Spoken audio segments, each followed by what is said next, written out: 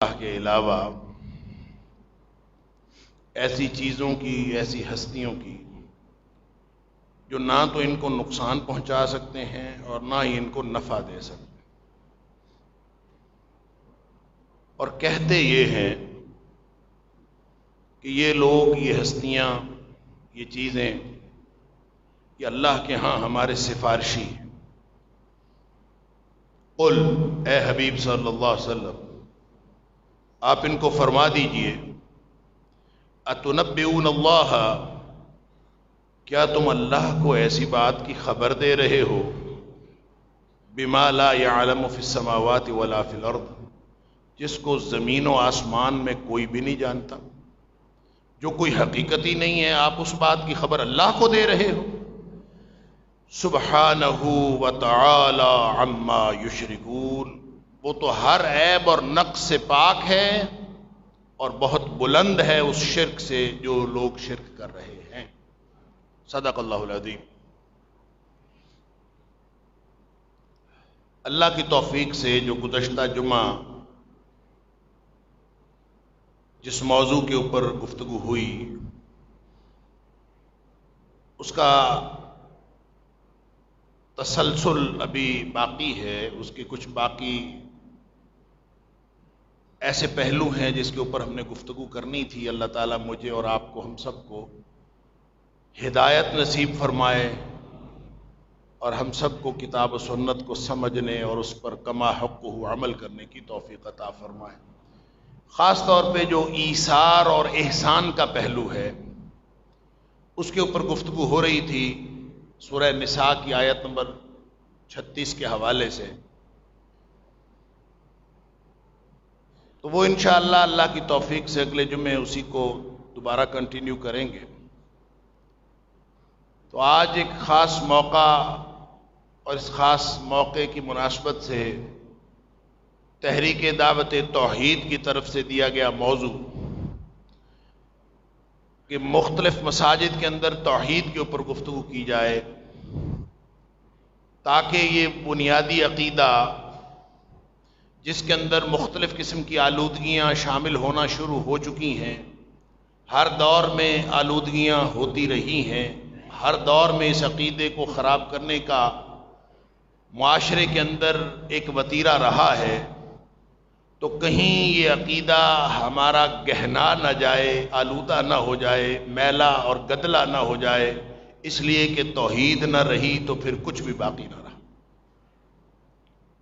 تو میں نے اس مناسبت سے آپ کے سامنے سورہ یونس کی آیت نمبر 18 تلاوت کی ہے، اور یہ آیت ویسے تو پورا قرآن توحید سے بھرا پڑا ہے، اور قرآن کا مرکزی موضوع بھی توحید ہے، اور جتنے عقائد ہیں، جتنے اجزائے ایمان ہیں، سب کا بنیادی جز بھی عقیدہ توحید ہے اور توحید پر ایمان ہے۔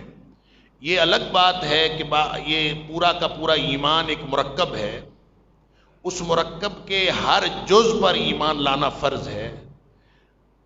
توحید بھی، رسالت بھی، آخرت بھی، جنت دوزخ بھی، کتابیں بھی، فرشتے بھی، اچھی بری تقدیر بھی، یہ سارے اجزاء ہیں ایمان کے، اور ان اجزائے ایمان کے اوپر ایک ایک جز کے اوپر اس طرح ایمان لانا فرض ہے جس طرح نبی اکرم صلی اللہ علیہ وسلم نے سکھایا۔ اور اگر کسی ایک جز کا ایمان اس میں نقص پیدا ہو گیا یا خراب ہو گیا تو باقی کا ایمان بھی قابل اعتبار نہیں رہتا۔ یہ نہیں سمجھنا کہ اب اس کا ایمان ناقص ہے۔ ایک عقیدے میں نقص سے ایمان ناقص نہیں ہوتا، ایمان کے بقیہ اجزاء بھی قابل اعتبار نہیں رہتے، اس کا اعتبار ہی نہیں رہتا۔ بھلے کوئی شخص توحید میں جتنا مرضی اچھا ہو، بھلے توحید بنیادی عقیدہ ہے، لیکن چونکہ یہ ایک کل ہے، اس کل کے اندر عقیدہ رسالت بھی شامل ہے، عقیدہ آخرت بھی شامل ہے، اور اگر ان میں سے کسی عقیدے کے اوپر کوئی خرابی پیدا ہو جائے تو ان کی توحید بھی قابل اعتبار نہیں ہے، ان کی آخرت بھی قابل اعتبار نہیں۔ یہ ذہن میں رکھنی بات. لہذا یہ تو ایک الگ مسئلہ ہے، اور اس کے اوپر بھی جو ہمارے بر صغیر کے اندر ایک جماعت نے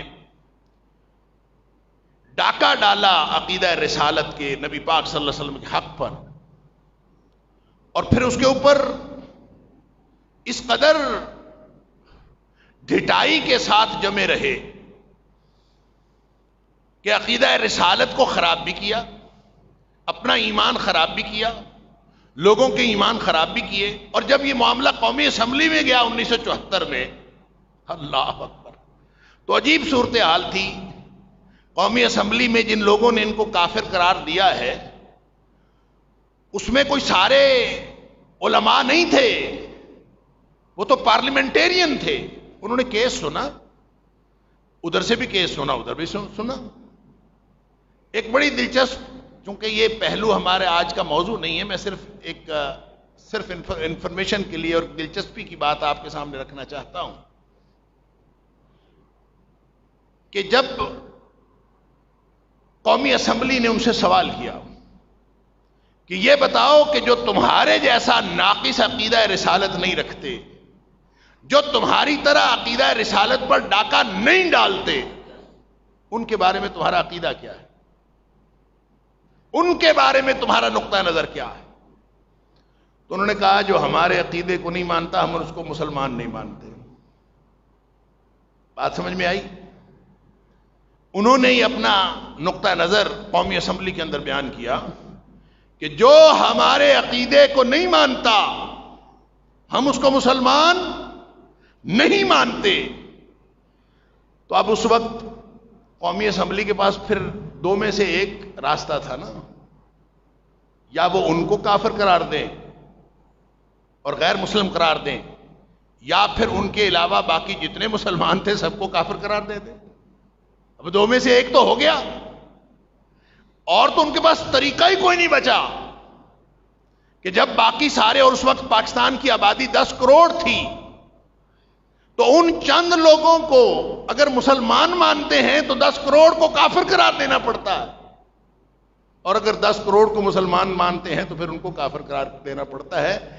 قومی اسمبلی اور پاکستان کی پارلیمنٹ اس مصیبت میں پھنسی تھی جس مجبوری میں انہیں کافر قرار دینا پڑا. لہذا اس طرح کے اور بہت سارے مسائل ہیں. میں انشاءاللہ اللہ نے توفیق دی تو کسی دن اسپیسیفکلی ہم اس پہ انشاءاللہ گفتگو کریں گے. لیکن یہاں آج جو میں نے گفتگو کرنی ہے وہ یہ، اللہ کرے میری اور آپ کی سمجھ میں توحید آ جائے. اور توحید علماء کرام نے قرآن حکیم سے توحید کا عقیدہ اخذ کر کے 3 اقسام کی ہیں، ہم سب لوگ جانتے ہیں. 3 اقسام میں سے پہلی قسم جو ہے اس کو کہتے ہیں توحید ربوبیت، دوسری کو کہتے ہیں توحید الوہیت، اور تیسری کو کہتے ہیں توحید اسماء و صفات. یا اس کو دوسرے لفظوں میں، پہلی کو توحید ربوبیت کے ساتھ توحید ذات کہہ لیں، ایک ہی بات، اور توحید الوہیت کو توحید فی العبادت کہہ لیں، اور تیسری توحید اسماء و صفات کو توحید فی الافعال کہہ لیں. اب اس کی وضاحت میرا نہیں خیال کرنے کی ضرورت ہے، ہم سب سمجھتے ہیں، بس میں ایسے اشارتاً عرض کر دیتا ہوں. توحید ربوبیت یا توحید فی الذات کا معنی یہ ہے کہ اللہ ذات میں یکتا ہے، اور توحید اسماء و صفات یا اس کا نام توحید فی الافعال رکھ لیں تو اس کا معنی یہ ہے کہ اللہ اپنے کاموں میں، اپنے ناموں میں، اپنی صفات میں بھی یکتا. اس جیسا بھی کوئی نہیں، اس جیسے کام کرنے والا بھی کوئی نہیں، اس جیسی صفات رکھنے والا بھی کوئی نہیں. اور جو صفات اللہ کی ہیں اس میں سے کسی صفت کو اللہ کی ذات میں کم سمجھنا، یعنی اللہ کی ذات میں اس صفت کی کمی سمجھنا. جیسے ہم بڑے آرام سے کہہ دیتے ہیں پتہ نہیں سنتا ہے کہ نہیں سنتا، پتہ نہیں ہماری سنتا ہے کہ نہیں سنتا، پتہ نہیں ہماری دعائیں کہاں جاتی ہیں. اس کا مطلب یہ ہے کہ ہمیں اللہ کی جو توحید اسماء و صفات ہے اس پر یقین نہیں، اس نے تو اعلان کیا ہوا ہے اجیب دعوت الداعی اذا دعان، کہ میں ہر پکارنے والے کی پکار کو ہر وقت، ہر جگہ، ہر لمحہ صرف سنتا نہیں، قبول بھی کرتا ہوں، اس کا جواب دیتا ہوں۔ ہمیں یقین ہی نہیں آتا، پتہ نہیں سنتا ہے کہ پتہ نہیں کدھر جاتی ہے ہماری، پتہ نہیں سنتا ہے کہ نہیں سنتا، اور بڑے آرام سے یہ فقرہ بول دے، پتہ نہیں دعائیں کہاں جا رہی۔ ہاں، دعا کے اندر اگر بنیادی خرابی نہ ہو، جو دعا کی شرائط ہے، رزق حرام نہ ہو، آپ نے کسی کے ساتھ قطع رحمی نہ کی ہوئی ہو، وہ گناہ جو دعا کے آگے رکاوٹ بن جاتے ہیں وہ گناہ نہ کیے ہوئے ہوں، رزق حرام کا نہ ہو، اور آپ اگر دعا کر رہے ہیں تو سوال ہی پیدا نہیں ہوتا۔ مالک نے گارنٹی دی ہے کہ سوال ہی پیدا نہیں ہوتا دعا قبول نہ ہو۔ اور نبی پاک صلی اللہ علیہ وسلم نے یہی فرمایا کہ یوں دعا کیا کرو جب اللہ سے مانگ رہے ہو نا، اللہ تصور نہیں ہے، اللہ کانسیپٹ نہیں ہے، اللہ ایک ذات ہے۔ اللہ کی ذات بطور ایک شخصیت کے، اللہ ایک ذات کے طور پر کما ہوا شانہ، جس طرح اس کی شان ہے، ہم اس ذات کا تصور قائم نہیں کر سکتے کہ وہ کس طرح کی ذات ہے۔ اس کی کرسی بھی ہے، قرآن نے کہا، اس کے پاؤں بھی ہیں، قرآن نے کہا، اس کا ہاتھ بھی ہے، قرآن نے کہا، اس کا چہرہ بھی ہے، قرآن نے کہا، لیکن وہ کیسا ہے؟ کما ہوا شانہ، جیسی اس کی شان ہے، اس لیے کہ لیسا کمثلہ شیء، اس جیسی کوئی چیز ہے ہی نہیں۔ لہذا اس کی کرسی کیسی ہے، اس کا چہرہ کیسا ہے، اس کا ہاتھ کیسا ہے، ان کسی بھی چیز کی تعویل بھی نہیں کرنی، تعطیل بھی نہیں کرنی، اس کو معطل بھی نہیں کرنا، اس کے لیے کوئی انٹرپریٹ کرنے کے لیے اپنی طرف سے کوئی چیز بھی نہیں بنانی۔ اللہ کا عقیدہ یہ رکھنا ہے کہ جو اللہ تعالیٰ کی جتنی بھی صفات ہیں، جیسے خاص طور پر استوا، ثم استوى علی العرش، اللہ عرش کے اوپر مستوی ہو گیا۔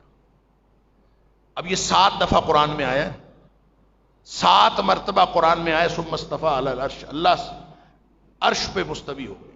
اب اس کا کیا معنی ہے؟ استوا کا معنی برابر ہونا بھی ہوتا ہے، استوا کا معنی ٹک جانا بھی ہوتا ہے، استوا کا معنی چڑھ جانا بھی ہوتا ہے۔ آپ کیا کہیں گے کہ اللہ نے کیا کیا، اللہ عرش پہ کیا ہو گیا؟ تو تعویل کریں گے تو یہ بھی اللہ کی شان کے خلاف ہے، کوئی مشابہت دیں گے تو بھی اللہ کی شان کے خلاف ہے۔ لہذا کیا کرنا ہے؟ استوا کا معنی استوائی کر لے، بس اور کچھ نہ کریں۔ مجھے یہ بات کرتے ہوئے ہمیشہ ایک واقعہ یاد آ جاتا ہے کہ ہمارے ایک جد امجد مولانا حافظ محمد بن بارک اللہ لکھوی، انہوں نے پنجابی زبان میں پہلی تفسیر لکھی، پنجابی نظم میں، پنجابی شعروں میں، 7 جلدوں میں تفسیر ہے، اور چھپی ہوئی مارکیٹ میں اب بھی اویلیبل ہے۔ کئی ہزار اشعار، 3500 کے قریب اس کے صفحات، اندازہ تو کیجیے، اور اس میں وہ ایسے ایسے نقطے اللہ تعالیٰ نے جن کو علم دیا ہوتا ہے، اور تفسیر انہوں نے بنیادی ماخذ امام بغوی کی تفسیر ہے معالم التنزیل، بہرحال اس کی ایک لمبی تفصیل ہے۔ تو ہمارے ایک شیخ الحدیث ہوتے تھے، اللہ تعالیٰ ان کی مغفرت فرمائے، وہ بھی مفسر قرآن تھے، مولانا عبدہ الفلاح۔ اگر آپ میں سے کسی نے ایک حاشیے والا قرآن دیکھا ہو جس کا نام ہے اشرف الحواشی، مارکیٹ میں اویلیبل ہے، اور مختلف کمپنیاں اس کو شائع کرتی ہیں، اور نام اس کا ہے اشرف الحواشی۔ وہ جو اشرف الحواشی قرآن مجید ہے، اس میں 2 ترجمے ہیں، ایک غالباً ڈپٹی نذیر احمد کا ترجمہ ہے، ایک کسی اور کا، کسی پرانے بزرگوں کے 2 ترجمے ہیں۔ وہ ترجمے کوئی بہت زیادہ ہمارے لیے قابل فہم نہیں ہے، لیکن اس کا جو حاشیہ ہے، اللہ اکبر، بڑی بڑی تفسیروں سے انسان کو بے نیاز کر دیتا ہے وہ ایسا شاندار اور جامع حاشیہ، جدید ترین سے تفسیریں اور لمبی لمبی اور مختصر تفسیریں، ان ساری تفسیروں سے بھی زیادہ وہ جامع حاشیہ اس کے اوپر۔ وہ حاشیہ جس شخصیت نے لکھا ہے ان کا نام ہے مولانا عبدہ الفلاح۔ فوت ہو گئے، لیکن وہ جب بیمار تھے تو میری خود ان سے ملاقات ہوئی۔ میں اپنے بزرگوں کے ساتھ ان کی عیادت کے لیے گیا تو انہوں نے اپنی بیماری کی حالت میں یہ واقعہ سنایا۔ وہ کہتے ہیں کہ مجھے خواب میں مولانا حافظ محمد بن بارک اللہ ملے، جنہوں نے تفسیر محمدی لکھی ہے، پنجابی زبان کی تفسیر، وہ خواب میں ملے۔ تو میں نے خواب میں ان سے پوچھا، اب یہ بھی مفسر قرآن ہے، وہ بھی مفسر قرآن ہے۔ وہ کہتے ہیں میں نے ان سے خواب میں پوچھا کہ حضرت اس آپ کی تفسیر میں کتنی خوبیاں ہیں، آپ کی خوبیاں کیا ہیں یا کتنی خوبیاں ہیں؟ میں نے اس کے بارے میں پوچھا آپ کی تفسیر میں کیا خوبیاں؟ وہ کہتے ہیں کہ میری تفسیر میں 7 خوبیاں ہیں۔ تو ابھی انہوں نے اتنی بات کہی تھی تو میری آنکھ کھل گئی۔ یہ مولانا عبد الفلاح رحمہ اللہ وہ فرما رہے ہیں کہ میری آنکھ کھل گئی۔ اب وہ کہتے ہیں میں سوچتا رہا، تفسیر تو میں نے ساری پڑھی ہوئی تھی، تو میں سوچتا رہا کون سی 7 خوبیاں ہیں کہ جو میں ڈھونڈوں اس میں سے 7 گن کے، کیونکہ انہوں نے 7 کہا ہے تو 7 کون سی؟ کبھی میں کچھ گنوں، کسی حساب سے گنوں تو وہ بھی 7 نہ بنے، کبھی زیادہ بن جائیں کبھی کم بن جائیں۔ تو کہتے ہیں میں سوچتا رہا، پتہ نہیں اتنی کتنی خوبیاں، کون سی، کن خوبیوں کے بارے میں انہوں نے اشارہ کیا۔ اللہ! پھر وہ کہتے ہیں کہ اس دوران مولانا محمد علی مدنی رحمۃ اللہ علیہ جو میرے دادا تھے، وہ سعودیہ میں ہوتے تھے۔ 1929 میں سعودیہ چلے گئے تھے اور 1973 میں اپنی وفات تک وہ وہیں رہے، مسجد نبوی میں درس حدیث دیتے رہے، اور اللہ تعالیٰ نے ان کو توفیق دی۔ ایک تو 44 سال درس حدیث دیا مسجد نبوی میں، 44 حج بھی کیے، اور پھر ساتھ یہ کہ اللہ تعالیٰ نے جو تدفین عطا فرمائی وہ جنت البقیع کے اندر عطا۔ وہ آئے سعودیہ سے، تو مولانا عبد الفلاح کہتے ہیں کہ مجھے تو اس خواب نے پریشان کیا ہوا تھا، تو آئے تو آ کے وہ بیٹھے ہی ہیں، تو میں نے کہا شیخ مجھے خواب میں بزرگ ملے ہیں، انہوں نے کہا 7 خوبیاں ہیں، تو یہ 7 خوبیاں کون سی ہیں؟ تو کہتے ہیں انہوں نے 1 منٹ نہیں لگایا، تو وہ کہتے ہیں 7 خوبیاں یہ ہیں کہ قرآن میں 7 دفعہ استوا کا لفظ ہے، 7 دفعہ استوا کا کلمہ ہے اللہ کی ذات کے بارے میں، اور حافظ صاحب نے اس کی کوئی تعویل نہیں کی، استوا کا ترجمہ استوا ہی کیا ہے۔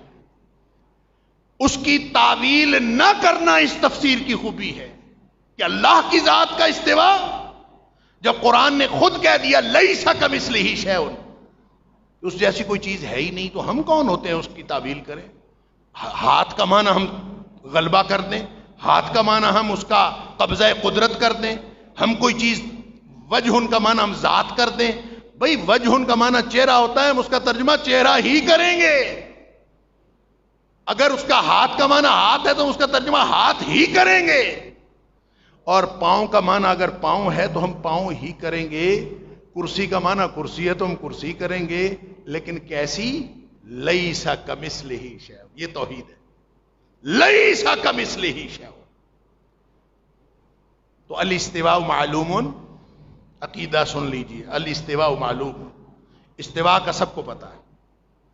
اللہ اکبر، وکیفیتہ مجہول، اس استواء کی کیفیت کسی کو معلوم نہیں۔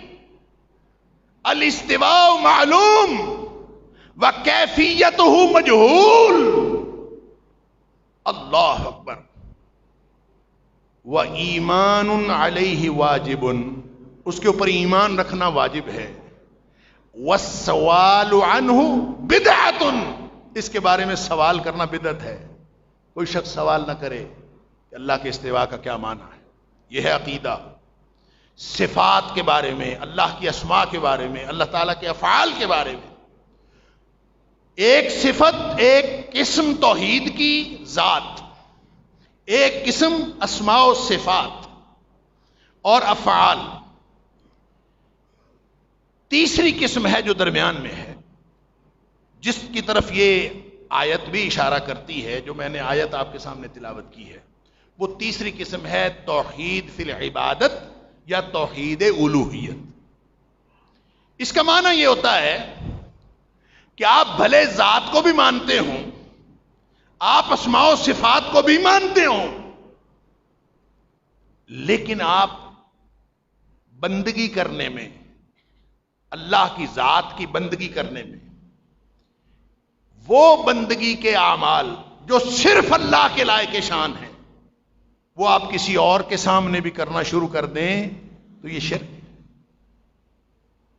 تاریخ یہ بتاتی ہے کہ توحید فی الذات میں تو کبھی شرک ہوا ہی نہیں۔ کبھی کوئی چند دہریے جو اللہ کے وجود کے انکاری ہیں، ان کے علاوہ مشرکین، تاریخ کے ہر دور کے مشرک، وہ اللہ کی ذات کو مانتے ہیں اور پھر ساتھ اللہ کے افعال کو بھی مانتے ہیں، اللہ کی قدرت کو بھی مانتے ہیں، اللہ کے اسماء و صفات کو بھی مانتے ہیں۔ اور اللہ تعالیٰ قرآن میں ان کا یہ عقیدہ کئی جگہ پہ بیان کرتا ہے۔ ادھر سورہ یونس کے اندر بھی اللہ تعالیٰ نے بیان فرمایا کہ ان سے ذرا پوچھو، اللہ اکبر، قل من یرزقکم من السماء والارض، آپ ان سے پوچھو آسمان و زمین سے رزق کون دیتا ہے؟ امن یملک السمع والابصار، یہ بتاؤ یہ تمہاری آنکھیں، یہ تمہاری سماعتیں کس کے ہاتھ میں ہیں، کس کے کنٹرول میں ہیں، کس کے اختیار میں ہیں؟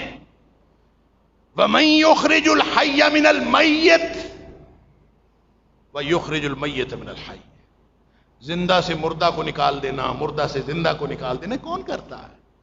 یہ مشرکین سے پوچھیں آپ، یہ نبی کریم صلی اللہ علیہ وسلم کو کہا جا رہا ہے آپ مشرکین سے پوچھیں یہ سارے کام کون کرتا ہے؟ فَسَيَقُولُونَ اللَّهُ، یہ کہیں گے اللہ کرتا ہے۔ وہ سارے کام اللہ کرتا ہے، پیدا کرنے والا وہ، رزق دینے والا وہ، ہماری صلاحیتیں ساری اس کے ہاتھ میں، ہر چیز اس کے ہاتھ میں، یہ کون کہہ رہا ہے؟ مشرکین مکہ کہہ رہے ہیں۔ اللہ اکبر، اس سے بڑی توحید کیا ہوگی کہ سب کچھ اللہ کرتا ہے؟ یہ ہم بھی کہہ دیتے ہیں سب کچھ اللہ کرتا ہے۔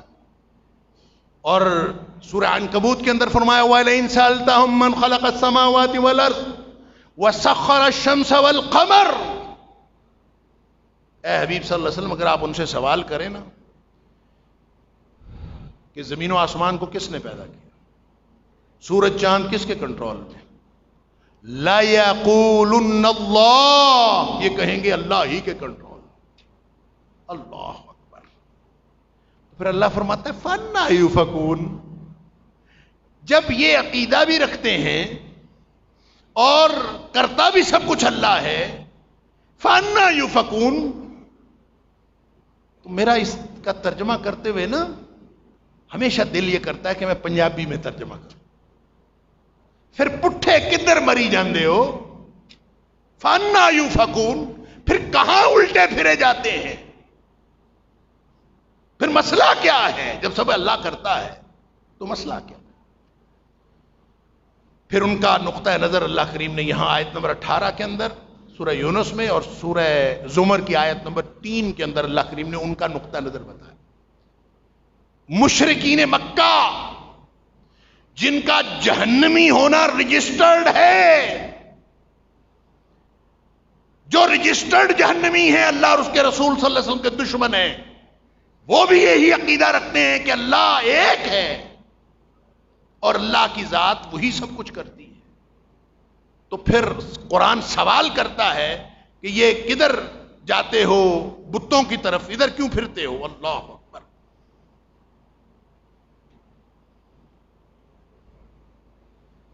تو اس کا جواب دیکھیں نا، وہ عمران بن حسین رضی اللہ تعالیٰ عنہ ایک صحابی ہیں، ان کے والد نبی پاک صلی اللہ علیہ وسلم کو ملے، آپ نے پوچھا ابو عمران کتنے خداؤں کو مانتے ہو؟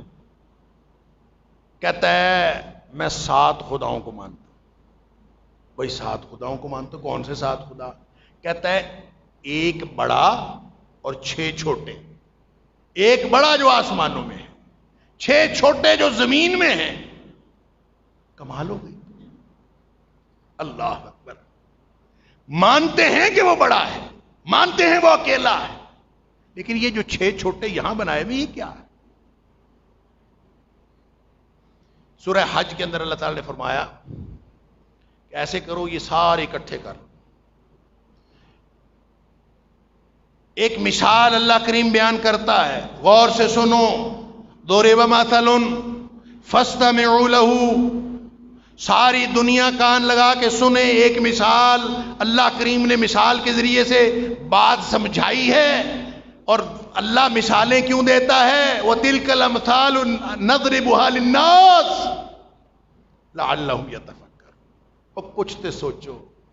اللہ مثالیں بیان کر کے فرمایا ایسے کرو. اللہ ایک مثال دیتا ہے، ان الذین تدعون من دون اللہ. جس کو اور جن کو، جس چیز کو، جن شخصیات کو تم اللہ کے علاوہ پکارتے ہو نا، سارے اکٹھے کر. اب دیکھیں اللہ کی شان اصل میں ہم نے سمجھی نہیں. ایک اللہ کی ذات ہے، وسع کرسی السماوات والارض، جو زمین و آسمان کے اوپر اس کا عرش حاوی ہے، اس کی کرسی حاوی. تو اس کی ذات کتنی بڑی ہے، اس کی کبریائی کیا ہے، اس کی جو کرسی ہے، اس کا جو عرش ہے، اس کے مقابلے میں کائنات کتنی بڑی ہے، اتنی سی ہے. پوری کائنات اتنی سی کائنات. اس کائنات میں سے ہم جتنے مرضی خدا بنا لیں، بناتے جاؤ، 1000 بنا لو، یا ہمارے پڑوسی ملک ہندوؤں کی طرح کروڑوں بنا لو، ہوں گے تو اتنی سی مخلوق میں سے نا، اتنی سی مخلوق میں سے.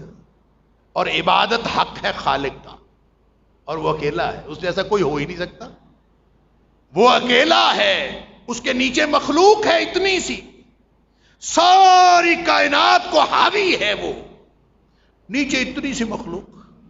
اس مخلوق میں سے آپ 1000 بنا لیں، کروڑوں بنا لیں، لاکھوں بنا لیں، اربوں بنا لیں، جتنے ان کی حیثیت کیا ہے؟ فرمایا یہ کرو، مثال ہی سمجھ لو. اتنی سی کائنات میں جتنے لاکھوں کروڑوں تم نے بنائے ہوئے ہیں، ان الذین تدعون من دون اللہ، جن لوگوں کو بھی تم سب مل کے پکارتے ہو، لن یخلقوا ذبابا ولو اجتمعوا له.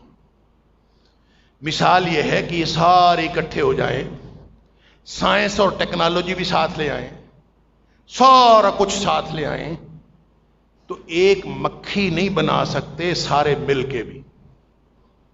اس پوری کائنات کی ٹیکنالوجی اکٹھی ہو جائے. یعنی اللہ کی ذات اکیلی خالق ہے، باقی ساری کائنات مخلوق ہے. جس کو بھی پوجا جائے گا وہ مخلوق ہوگی، جس کو بھی پکارا جائے گا وہ مخلوق ہوگی. اللہ کے علاوہ جس کو بھی پکاریں گے مخلوق ہوگی نا. تو خالق کے مقابلے میں مخلوق کو پکارنا، اس سے بڑی خالق کی ناقدری اور کیا ہو سکتی؟ فرمایا کہ یہ سارے مل کے ایک مکھی نہیں بنا سکتے. وَلَوِ اجْتَمَعُوا لَهُ، چاہے سارے اکٹھے ہو جائیں یہ بنا نہیں سکتے. ظاہر کیسے بنائیں گے؟ زیادہ سے زیادہ آج جدید ٹیکنالوجی ہے، مکھی کی قسمیں بنا لیں گے، مکھی کی شکل بنا لیں گے، لیکن مکھی کا پورا سٹرکچر، اللہ اکبر، خود میڈیکل سائنس والوں نے بتایا ہے، اور زوالوجی باٹنی والے، وہ کہتے ہیں کہ ایک مکھی کی جو آنکھ ہے نا، مکھی کیا ہے، اس کا سٹرکچر کیا ہے، اس کا نظام انہضام کیا ہے، اس کا سوچنے کا سسٹم کیا ہے، اس کا دیکھنے کا، اس کا سننے کا، اس کے کیا سسٹم ہے، وہ سب اللہ جانتا ہے. ایک جو صرف آنکھ ہے مکھی کی، اللہ اکبر، سائنسدانوں نے بتایا ہے کہ اس ایک آنکھ کے اندر کئی 100 آنکھیں ہوتی ہیں، اور کئی 100 آنکھیں مل کے ایک وین کریٹ کرتی ہیں، ایک بصارت کا جو کی صلاحیت کریٹ کرتی ہیں، پھر جا کے اس کی آنکھ بنتی ہے. تو بنا لو، بنا کے دکھاؤ. مکھی کی شکل تو بنا سکتے ہو، مکھی کے اندر وہ ساری صلاحیتوں والی مکھی تو نہیں بنا سکتے. اور مکھی کی مثال اس لیے دی کہ کائنات میں اس سے حقیر کسی چیز کو سمجھا ہی نہیں جاتا. اور فرمایا اس کو بھی چھوڑو. بنانا دور کی بات ہے، تم کن کو خدا سمجھے بیٹھے ہو، کن کی پوجا کرتے ہو؟ یعنی مت ماری ہوئی ہے. فرمایا یہ ساری باتیں چھوڑو. ان یسلبہم الذباب شیئا، مکھی بنانا تو دور کی بات. حضرات کھانے پہ بیٹھے ہیں اور کھانے میں سے مکھی تھوڑا سا کھانا چھین کے لے کے جا رہی. اب لے آؤ ساری دنیا کی ٹیکنالوجی، اس مکھی سے کھانا چھین کے دکھا. چل. وَإِن يَسْلُبْهُمُ الذُّبَابُ شَيْئًا، مکھی ان سے کچھ چھین کے لے جائے، لا يَسْتَنْقِذُوهُ مِنْهُ، یہ کبھی سارے مل کے اس سے مکھی سے وہ کھانا واپس نہیں چھین سکتے. ضعف الطالب والمطلوب، کتنے کمزور ہیں جو مانگ رہے ہیں اور کتنے کمزور ہیں جن سے مانگا جا رہا. ما قدر اللہ حق قدرہ، بدبختو اللہ کی قدر ہی نہیں کی. جو خالق ہے، جو علی کل شیء قدیر ہے، جو واحد القہار ہے، اس کی تم نے قدر ہی نہیں کی. زبردست قوتوں والا ہے، اس کی تم نے قدر نہیں کی. تو پھر پوچھے کہ یہ تو شرک جو وارد ہوا ہے پوری ہماری تاریخ میں، وہ صرف شرک فی العبادت وارد ہوا ہے. بندگی اور پوجا پاٹ جو صرف اللہ کے لائق شان ہے، وہ کسی اور کے سامنے کرنا حرام. آپ کسی کے سامنے جھک جائیں، جھکنا اللہ کے علاوہ کسی کے سامنے جائز نہیں. اس لیے علماء کرام نے یہ جو ملتے وقت ہم ایک دوسرے کے سامنے جھکتے ہیں نا ادب کے لیے، اہل علم نے اس سے بھی منع فرمایا. کیوں جھکتے ہیں؟ کہ یہ ویسے تو اگر معاشرتی طور پر کوئی رواج ہو، چلے جھک کے مل لیں تو شاید بچ جائیں. اگر اس کے پیچھے عقیدہ کار فرما ہو تو پھر پھنس جائیں گے. اگر آپ نے کو پکار لیا کسی کو، آپ نے اپنے ابا جی کو پکار لیا، او ابا جی کتنے پھنسا گئے ہو، پکارا ہے نا، لیکن اس پکارنے کے پیچھے عقیدہ نہیں ہے. آپ ویسے ہی اپنی فکر مندی کا اظہار کر رہے. آپ اپنے دادا جی کا ذکر کر کے، دادا جی کتنے پھنسا گئے، دادا جی کو پکارا ہے، لیکن اس کے پیچھے عقیدہ نہیں ہے کہ آپ کا دادا آپ کی بات سن رہا ہے. اگر اس کے پیچھے عقیدہ نہیں ہے، یہ معاشرتی طور پر کی ہوئی بات ہے، تو آپ بچ جائیں گے. لیکن اگر اس کے پیچھے عقیدہ ہے نا تو پھر آج فکر کر لو پھنس جائیں گے. کہتے ہیں جی یا رسول اللہ کہنا ٹھیک ہے کہ غلط؟ بھئی اگر تو یا رسول اللہ اسی طرح کہنا ہے کہ یا رسول اللہ آپ کی امت کو کیا ہو گیا، جیسے ہم ابا دادا کی بات کر لیتے ہیں، ایسے اللہ کے رسول صلی اللہ علیہ وسلم سے زیادہ غمخوار اور امت کا نہیں ہو سکتا. لہذا اللہ کے رسول صلی اللہ علیہ وسلم کے ساتھ اپنی خیالی گفتگو میں نبی اکرم صلی اللہ علیہ وسلم کی یاد میں کوئی بات کر لینا جس کے پیچھے عقیدہ نہ ہو، وہ تو شاید یا رسول اللہ کہہ کے بھی بچ جائے گا. لیکن جس کا پیچھے عقیدہ ہے کہ جب میں یا رسول اللہ کہتا ہوں تو اللہ کے رسول صلی اللہ علیہ وسلم میری بات سنتے بھی ہیں اور میری بات کا جواب بھی دیتے ہیں، تو یہ شان اللہ کی ہے، اللہ کے علاوہ کسی کی شان نہیں. یہ شرک ہے. لہذا آپ کسی کی بھی بات کریں، وہ کہتا ہے میں یا علی کہتا ہوں، یا علی مدد کہتا ہوں، تو میں تو ان کو وسیلہ سمجھتا ہوں. اگر تو یہ سمجھتے ہو کہ یا علی مدد، کہ علی میری بات سنتے بھی ہیں رضی اللہ تعالیٰ عنہ اور میری مدد بھی کرتے ہیں، تو اس سے بڑا شرک کوئی نہیں. رہ گئی یہ بات کہ آپ اس کو وسیلہ سمجھتے ہیں، تو چلیں سمجھ لیں وسیلہ اگر سمجھنا ہے، آپ کر لیں ایسی کوئی بات، لیکن اس کے بارے میں قرآن ضرور پڑھ لیں. وَيَعْبُدُونَ مِن دُونِ اللَّهِ مَا لَا يَضُرُّهُمْ وَلَا يَنْفَعُهُمْ، کہ یہ ایسی چیزوں، ایسی ہستیوں کو پوجتے ہیں، ان کی عبادت کرتے ہیں. اور وہاں فرمایا ان الذین تدعون من دون اللہ، تم پکارتے ہو اللہ کے علاوہ جن چیزوں کو، اور پھر یہاں فرمایا کہ عبادت کرتے ہیں. اور پھر سورہ نحل کے اندر فرمایا ان الذین یدعون من دون اللہ لا یخلقون شیئا وهم یخلقون، کہ یہ جس چیز کی کو پکارتے ہیں وہ سارے مخلوق ہیں، وہ خالق نہیں ہیں. یہ خالق کا حق ہوتا ہے پوجا جانا، یہ بندگی خالق کا حق ہے، مخلوق کا تو فرض ہے. اور مخلوق میں سے سب سے اعلیٰ ہستی نبی اکرم صلی اللہ علیہ وسلم کے ساتھ. مخلوق میں سے سب سے اعلیٰ ہستی نبی اکرم صلی اللہ علیہ وسلم. اور ان کا اعزاز کیا ہے؟ ان کا اعزاز یہ ہے سبحان الذی اسری بعبدہ لیلا. ان کا اعزاز یہ ہے کہ وہ کائنات کے سب سے اعلیٰ عبد ہیں. انہوں نے اللہ کی بندگی کا طریقہ سکھایا ہے. بہرحال مختلف تفصیلات ہیں، میں نے صرف اشارے کر دیے. وَيَعْبُدُونَ مِن دُونِ اللَّهِ مَا لَا يَضُرُّهُمْ وَلَا يَنفَعُهُمْ. ایسی ہستیوں کی، ایسی ڈھیریوں کی، ایسے درختوں کی، ایسی مورتیوں کی، ایسی شخصیات کے تصورات کی یہ جا کے پوجا کرتے ہیں. ان کی بندگی پوجا پاٹ کا کوئی بھی نظام وہ کرتے ہیں. دیکھیں قیام اللہ کے لیے، رکوع اللہ کے لیے، سجدہ اللہ کے لیے، تشہد کی طرح بیٹھنا اللہ کے لیے. اگر یہ کسی اور کے لیے آپ نے روا رکھا تو آپ نے شرک کیا. وہ کہتا ہے نہیں میں کرتا تو ہوں لیکن میں اس لیے نہیں کرتا کہ میں اس کی بندگی کروں. اس مورتی کے سامنے، اس بت کے سامنے میں جا کے جو بھی قیام کرتا ہوں، مجاور بنتا ہوں، میں جو بھی کرتا ہوں میں اس لیے نہیں کرتا کہ میں اس کو کرنے والا سمجھتا ہوں. میں تو اس کے پاس اس لیے جاتا ہوں کہ یہ میرا سفارشی ہے اللہ کے. اللہ نے فرمایا یہی تو شرک ہے. وَيَعْبُدُونَ مِن دُونِ اللَّهِ مَا لَا يَضُرُّهُمْ وَلَا يَنفَعُهُمْ. نہ وہ فائدہ دیتے ہیں نہ وہ نقصان دیتے ہیں. وَيَقُولُونَ هَؤُلَاءِ شُفَعَاؤُنَا عِندَ اللَّهِ.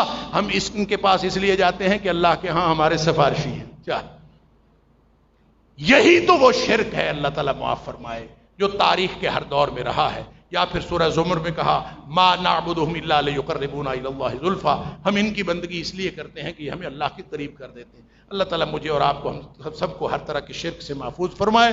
اور ایک دعا جو شرک والی، شرک سے بچنے والی آپ سب کو یاد ہونی چاہیے، ہم سب کو پڑھتے رہنا چاہیے. اللہم انی اعوذ بک من ان اشرک بک شیئا اعلمہ واستغفرک لما لا اعلمہ. اللہ مجھے ایسے شرک سے بھی بچا جس کا مجھے پتہ ہو، مجھے علم. اور اللہ مجھے ایسے شرک سے میری مغفرت فرما دے جس کا مجھے پتہ ہی نہ چلے اور میں انجانے میں کر دوں. اس لیے کہ شرک اگر ہو گیا تو یہ گناہ اللہ نے معاف نہیں کرنا. باٹم لائن یہ ہے کہ شرک کیے بغیر اللہ کے پاس چلے گئے بڑے بڑے گناہ بھی معاف کر دے گا. سبحانک اللہم و بحمدک اشہد ان لا الہ الا انت استغفرک.